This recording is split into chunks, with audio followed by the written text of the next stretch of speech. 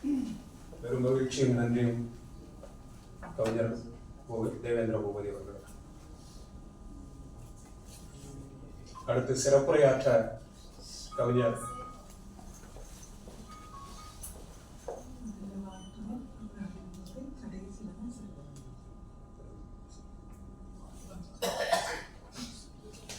வாழ்த்துறை வழங்க எழுத்தாளர் ஜீவபாரதி அவர்கள்.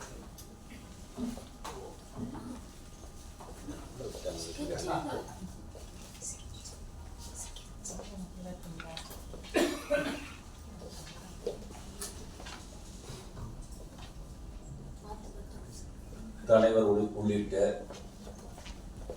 அனைவருக்கும் என்னுடைய வணக்கம்.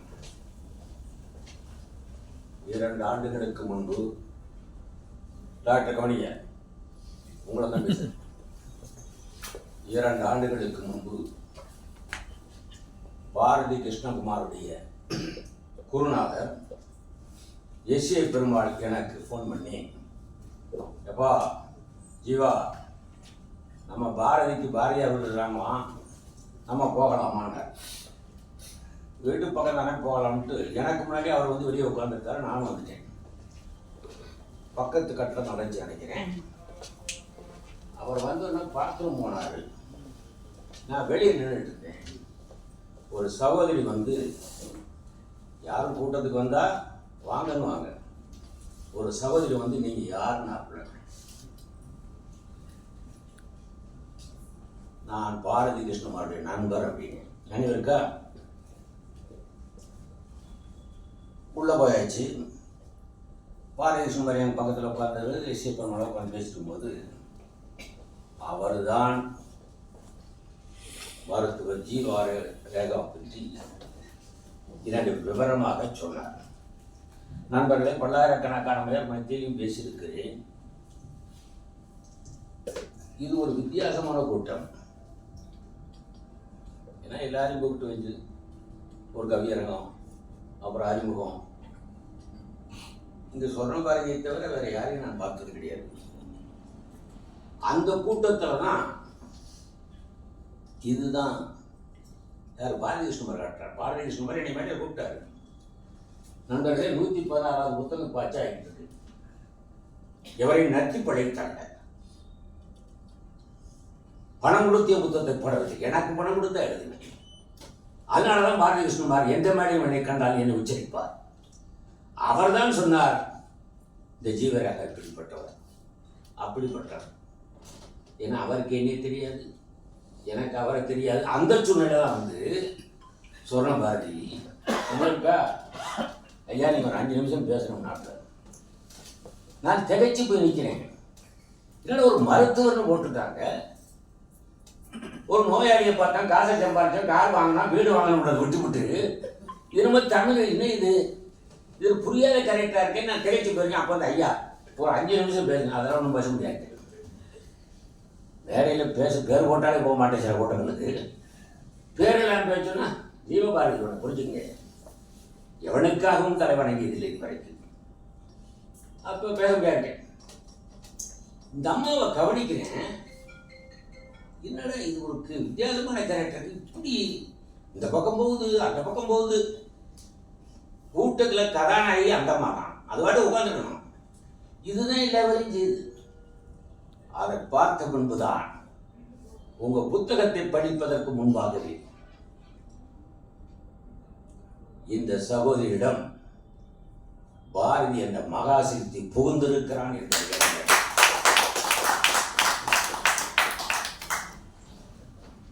இந்த அழைப்பில் பார்த்தீங்களா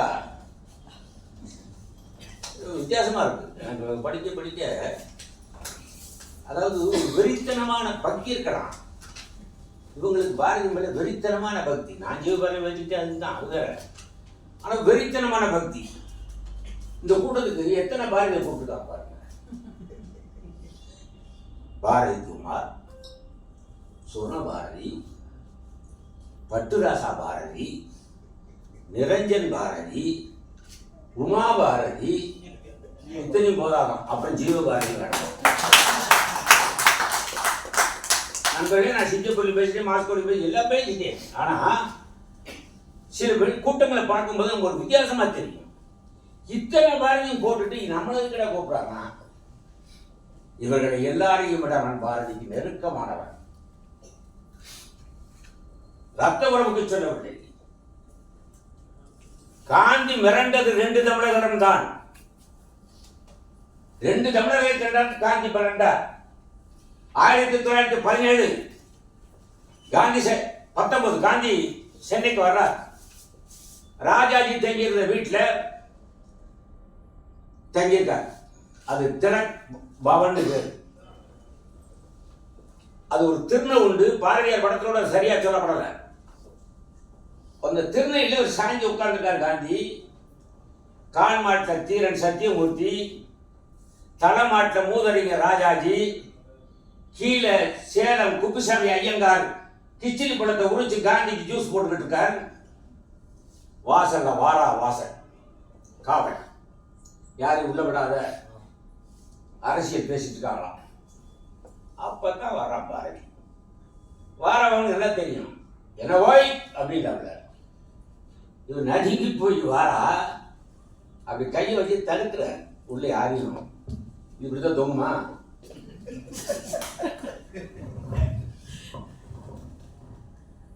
ஏன்னா நான் அடி வயிற்றுல வந்து பேசுறேன்.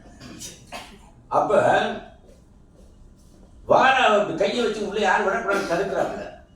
காற்றுக்கு தடையா கையை தட்டிட்டு போயிட்டான். ஏங்க நீங்க சொல்ற தீரனும் சரி மூதனும் நிக்கிறாங்க. நேர போய் பக்கத்துல உட்கார்ந்த மிஸ்டர் காந்தினா அந்த டெரர் ஆயிட்டாங்க. மிஸ்டர் காந்தின்னு அது யாருக்கும் தெரியாது. எப்படி ஜீவராவுக்கு ஜீவபாரதி தெரியாதோ அதே மாதிரி காந்திக்கு பாரதியை தெரியாது. அது மிஸ்டர் காந்தி அப்படின்னாம்ல. இவங்க 2 பேரும் அப்படி நிலவடைஞ்சு விழிக்கிறான். இங்கிலீஷில் சாராத 7 மொழி உனக்கு தெரியும். அப்போ இங்கிலீஷை கேட்குறான். மாலையில் ஒரு கூட்டம் வச்சிருக்கேன், வர முடியுமா?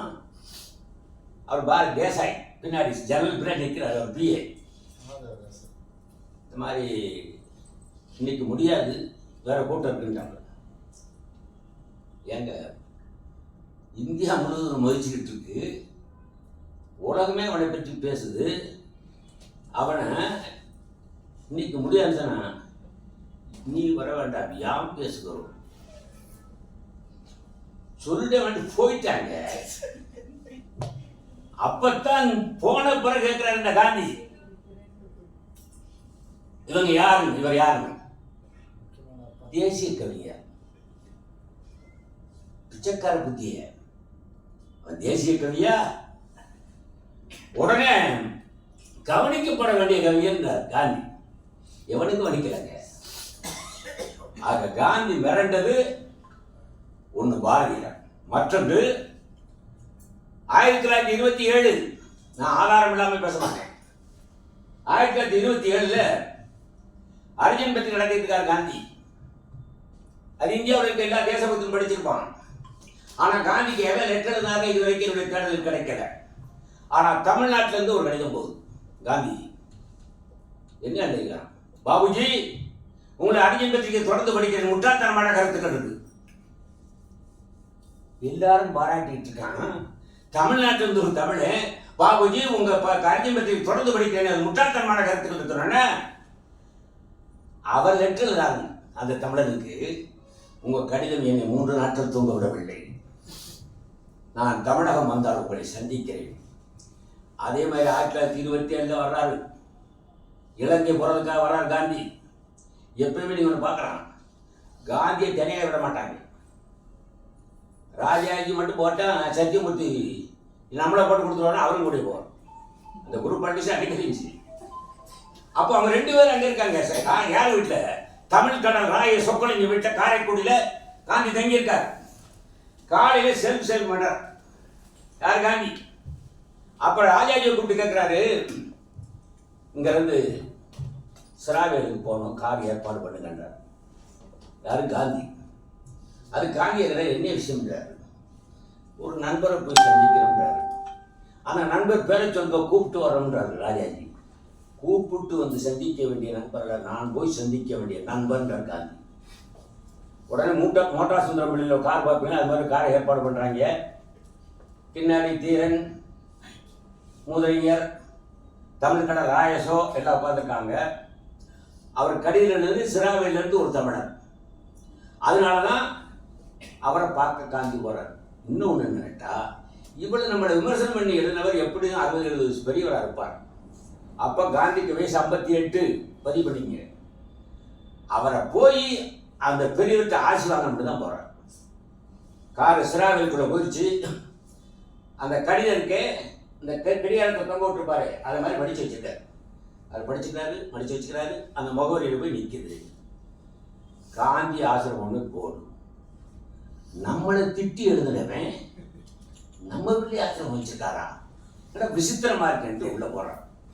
உள்ள போய் கேட்கிறாரு, இந்த கடித எழுதுகிற பேரை சொல்லி அவரை நான் சந்திக்கணும்ன்றாரு.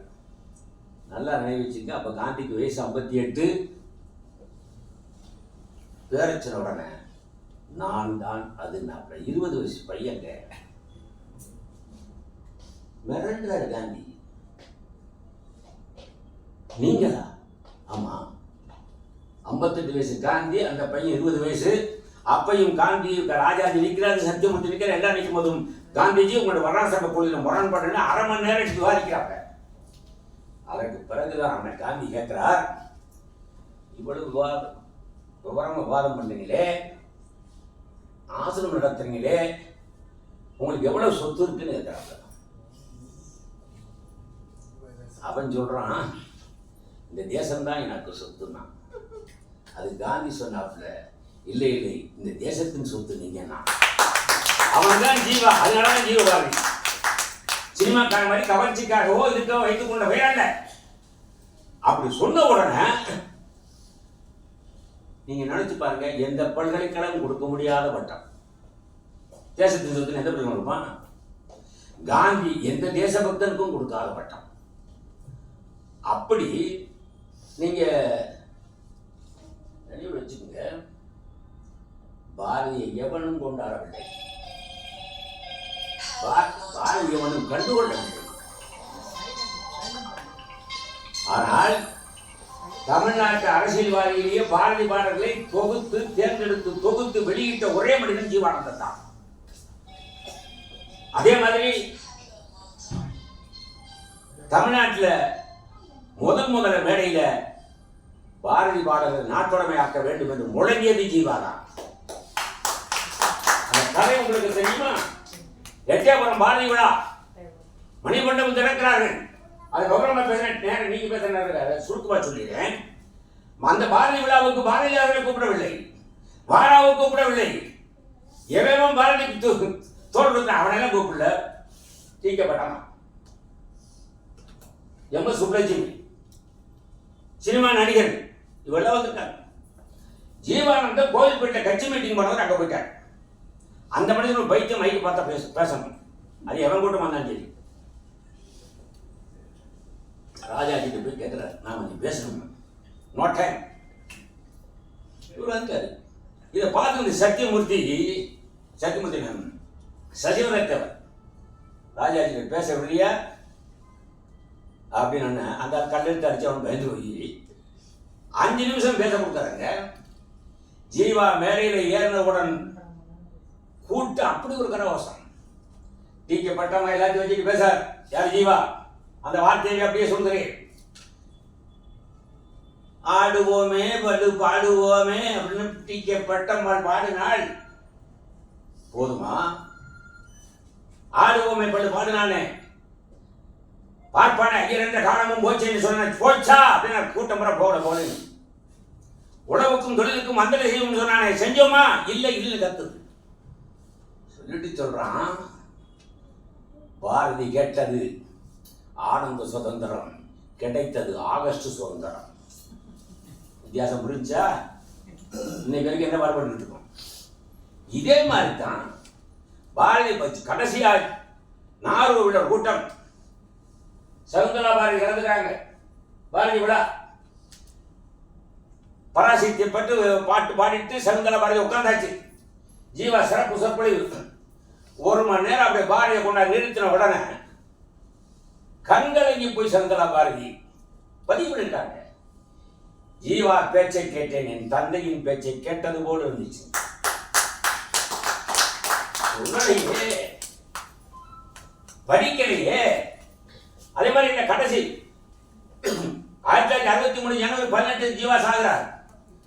1962 டிசம்பர் 11 அரசு விழா. பாரதியோட அறத்தால் ஜீவா பேச கூப்பிடுறாங்க. அதான் பாரதியை பற்றி அவர் கடைசியா பேசுனது. அவர் சொல்றார், நீண்ட பேச்சு கடைசியா முடிக்கும் போது நீங்க பேசி முடிச்சீங்கன்னா அப்புறம் நான் பேசுறேன்.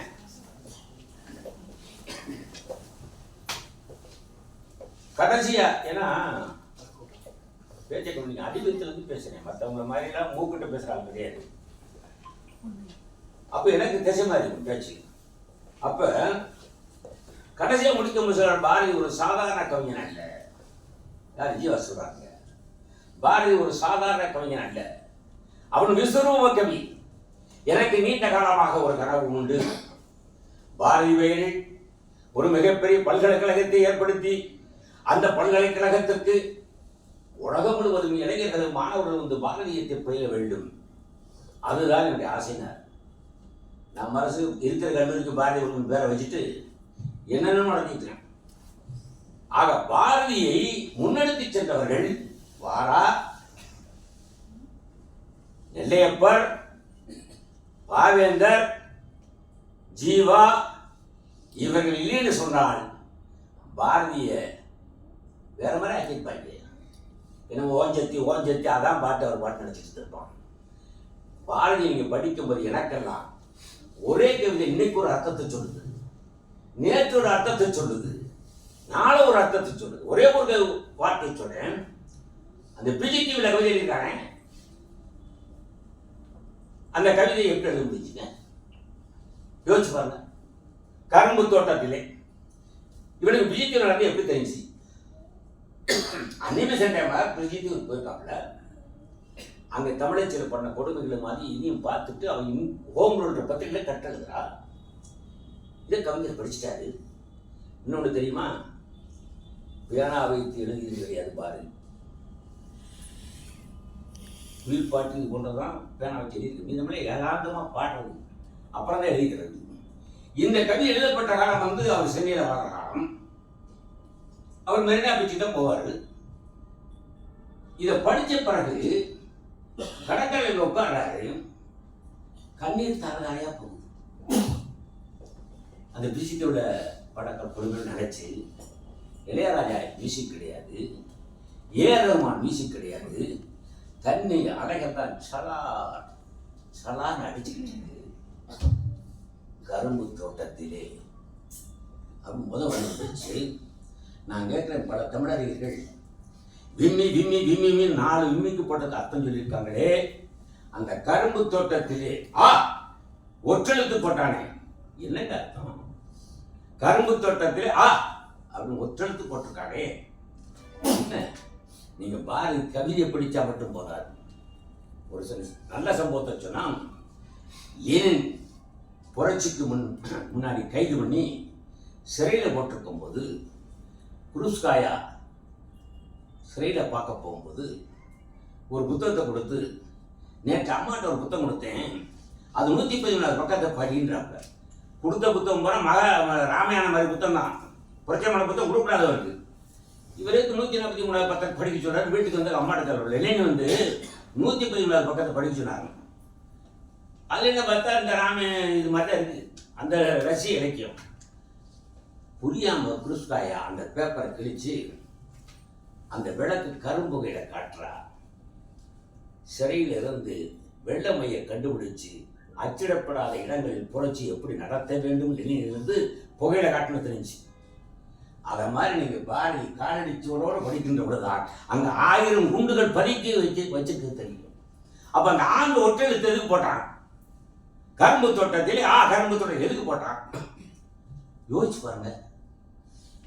நமக்கு வந்து தமிழே தகராறு, ஆனா நம்ம தமிழ் வாழணும். அவனுக்கு 7 மொழி தெரியும். அப்ப கூட என்ன பிறந்தவங்க யாம் அறிந்த மொழிகளே, நான் அறியாத மொழியில ஒண்ணு நல்ல மொழி இருந்தாலும் விரும்புறா. யாம் அறிந்த மொழியிலே தமிழ் மொழி போல் இனிதாவது அப்படி சொன்ன மாதிரி இந்த எதுக்கு போட்டான்னா அவனுக்கு பிஜித்தீவு எந்த திசையில இருக்குன்னு தெரியும், எத்தனை கிலோமீட்டர் இருக்கு. ஏனுங்க இந்திய தேச ஒருமைப்பாட்டை ஒரு கவிதையில் சொன்னோம்ல, அப்போ உட்கார்ந்து பார்க்குறான், தண்ணீர் போகுது. அந்த தமிழச்சிகள் கதறாங்கல்ல, ஐயையோ ஐயையோன்னு கதறாங்கல்ல. அங்க பிஜித்தீவுல ஐயையோ ஐயையோ ஐயையோன்னு பெண்கள் கதறியது போதாம் கடல்கள் மிதந்து மிதந்து வந்து பாரதியிடம் என்று சேர்ந்ததோ. இத மாதிரிலாம் இருக்குங்க. நீங்க பாரதிதாசன் விடவா பாரதியை கொண்டாடிட போறான். பட்டுக்கோட்டை அழகிரி உங்களுக்கு தெரியும், அஞ்சானஞ்சன் படிச்சிருப்பீங்க. அவர் போய் பார்க்க பாரதிதாசனை, ஐயா இந்த என்ன முட்டாள்தனமான பேர் வச்சிருக்கீங்க.